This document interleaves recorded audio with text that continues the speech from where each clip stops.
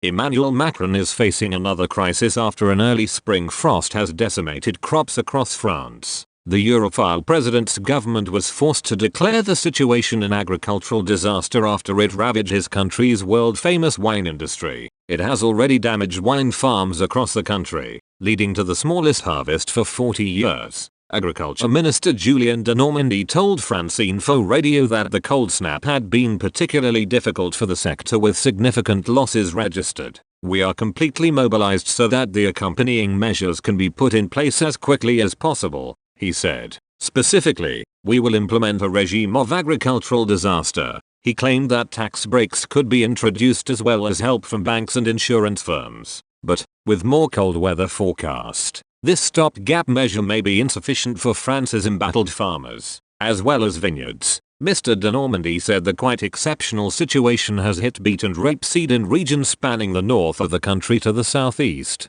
In a bid to ward off the frost, French winemakers have lit thousands of small fires which have caused a layer of smog in the southeast of the country. The practice of lighting fires or candles to prevent the formation of frost is a long-standing technique used in early spring when the first green shoots are vulnerable to the cold. The CNIV National Winemakers Association warned the situation is one of the most serious in recent decades and will cut production of the year. The news couldn't come at a worse time for the French president, who is desperately seeking re-election next year. Polls currently have him on a knife edge with far-right candidate Marine Le Pen. He convincingly beat the National Rally leader in the country's runoff in 2017. But, after his premiership has been blighted by gaffes and protests, this looks far more certain to happen again. Mr. Macron's calamitous handling of the coronavirus pandemic has pushed increasing numbers of voters to the fringes. His bitter resentment over Brexit and sneering attempts to thwart the UK's success outside of the EU have further turned swaying voters away,